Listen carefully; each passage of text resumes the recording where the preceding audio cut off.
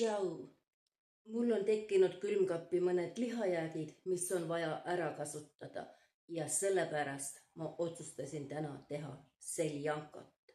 Esimese asjana ma keeran valmis puljongi siia samma kastrulisse nendest kontidest. Niisiis, lülitame pliidi sisse ja keedame puljongi valmis. Esialgu ma siia maitseaineid ei lisa, ainult külm vesi ja kondid, mille küljes on ka natukene liha.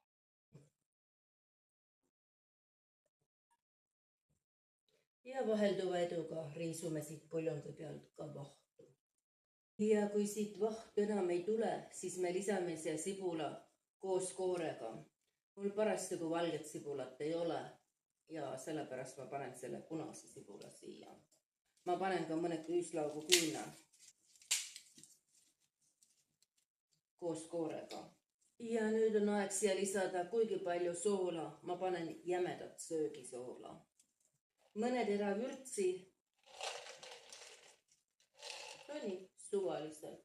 Terapipart mul kodus ei ole, aga ma panen siis purustatud musta pipart.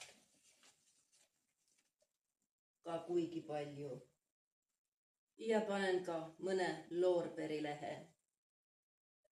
Ma õngitsen kondid ka nende suitsukana poolkoibade seest välja ja lisan need kondid siis siia puljongile juurde, et annavad ikka natukene maitset. Panen sellised suht lihased kondid nüüd puljongisse. Seni kuni nüüd need oivalised keevad, ma hakin ära ka kanaliha. Kanaliha on hakitud. Vahepeal ma koorin ja hakin ka paar sibulat ära ja praen need sibulat panni peal. Kondid on puljongi seest välja võetud. Nüüd lisan siia kastrolisse tomatipasta. Lisan supile ka hakitud kartulitükid. Vahepeal, kui kartul pool pehmemaks keeb, ma hakin ära ka mõned kurgiviilud.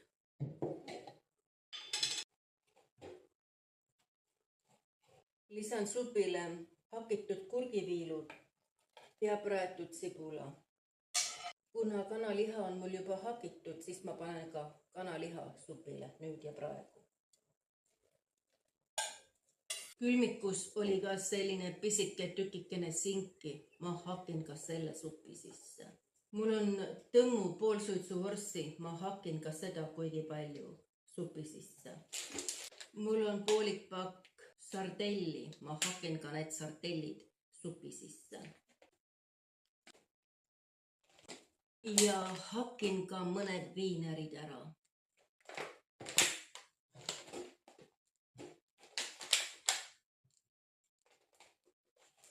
Õngitsesin supikontide küljes liha ja nüüd hakin ka selle liha seljanka supi sisse.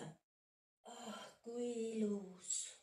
Milline kaunitar! Oliive on minu kodus harva. Tõesti väga harva. Aga kui teil neid on kodus, siis võite ka oliive seljanka supi sisse panna. Ma arvan, et 10 oliivist piisab. Hakin need nüüd veidi väiksemaks.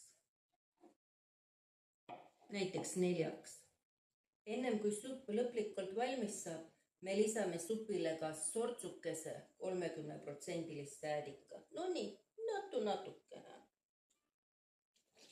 Ja sellest kõigest täiesti piisab. Lasen supil veel natukene keedasin pliidi peal. Ja kohe, kui supp valmis saab, ma puistan supile peale ka hakitud peterselli. Milline korralik supp. No sellist suppi ei saa mitte iga päev. Pigistan siia supi keskele hapukoort. Olen enesega vägagi rahul, et sellise pika protseduuri ette võtsin. Supp on mega kuum.